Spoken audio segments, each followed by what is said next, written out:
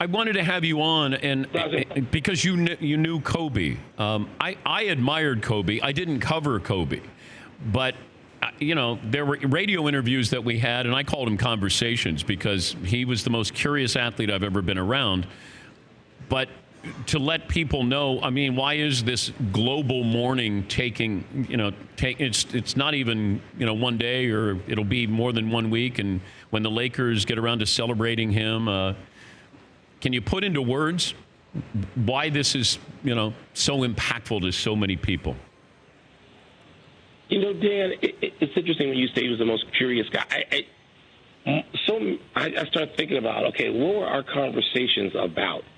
Whether it was, late after everybody else had left the locker room, and I'm sure when you were there in Los Angeles, some of those times you were the last guy in there with Kobe, and I don't know about you, although I suspect the conversations weren't all that often about basketball. I mean, they might be tangentially. It wasn't about a game that night or a performance. I've said, my God, I've loved the performances. I love being courtside for that stuff. But the conversations weren't about that. And I think people picked up on that. I think there was something, and we're trying to figure out what the something is. I mean, people who never met him, I've had people say to me, I feel like I've lost a family member, and I never met him. Never met him at all. And I think that he was so telegenic. That's part of it. And he rose above what people expected of a guy who went straight to professional sports out of high school. And there was still, forget about college, there was an intellect there that didn't need that and didn't need to be fed by that. And they connected with it. I was in China this summer. And the adoration, Dan, was unbelievable. He's been retired for 4 years. Yeah. And the adoration in China was crazy. And I've gotten texts from journalists in China who have made the trip to L.A. over the years. And Kobe was taking Mandarin. And there were things that just appealed to people about him. And obviously, sitting there with his daughter in plain sight when you could see them at these games. There's just so many pieces that went into this. Yes, it's a global appeal, and I don't know that any of us saw entirely this kind of outpouring coming.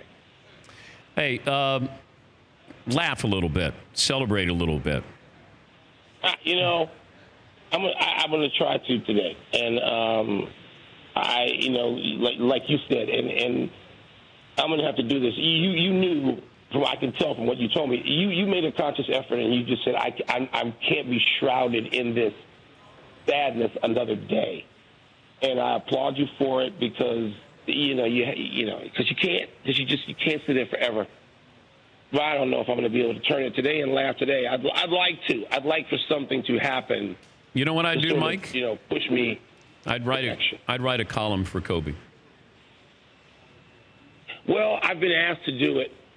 And I said no, because that exercise was going to be. I used to be able to write a column in a couple of hours, and now it's going to take me 6. And it's like that's going to be 6 to 8 hours of just more sadness. But maybe I will. Maybe celebrate it. And you know what, Mike? I watched that game last night. I watched that game, and it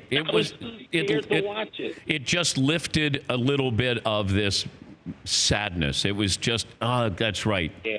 This is what he would want you to remember, that he found a great comfort zone with his family, with his daughters, with his wife. The fact that 17 seconds left, he's trying to get 60 points. He's pushing off Gordon Hayward. He's fighting for every little inch, every little opening. I got to score 60. I'm getting 60. We're going to win this game. And I said, I'm not grieving anymore. I'm not sad. I'm disappointed that we lost him, but this is who he was. This is what he wants us to remember. Remember me as a great father. Love my daughters, love my wife. And I was an entrepreneur, and I gave you a hell of a show every bleeping time I got on the floor. He gave a show. It was a performance. It was like performance theater. And that was like Jordan, too. There was no talk of load management. he gave it to you every time. The full value of your ticket times 100. And you're right. I should have watched last night. I missed the opportunity, Dan, and maybe I'll find a way to do it anyway. Thank you, buddy. I appreciate you joining us, Mike. Thanks for having me, Dan. I appreciate it. That's man. Michael Wilbon, ESPN's Pardon the Interruption co-host. Mike, brought to you by Mercedes-AMG. Be prepared for whatever comes your way. The all-new GT four-door coupe. Because life is a race, visit your local dealership for a test drive today. If you missed any of our interviews this week from the Mercedes-AMG Man Cave, go to the DP Show app, watch and listen from inside the Mercedes-AMG Man Cave. Mercedes-AMG driving performance. And I'm not callous to this. I felt horrible yesterday. I felt hopeless, sad on Sunday. It's just, this is a 3-hour live show where I'm on camera, I'm on the radio, and you can't hide. But it takes its toll. It's really, really difficult because you want to grieve, you want to pay your respects, but man, I want to celebrate him. I do. I want to celebrate him. And that's what I've chosen to do. Everybody is going to choose their own path with this. And, Michael coming on, and you could tell he's not there yet. Jerry West yesterday was broken up. Reggie Miller chose to celebrate him. Shaq is choosing to celebrate him. They'll have their moments of mourning. There'll be the funeral. There'll be a wake. There'll be a celebration. Remembrance at a Laker game on Friday. And then we'll move on.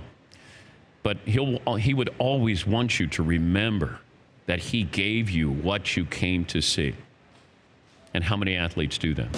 For more Dan Patrick Show, tune into Audience Channel 239 on DirecTV. Stream for free on BR Live or download the Dan Patrick Show app.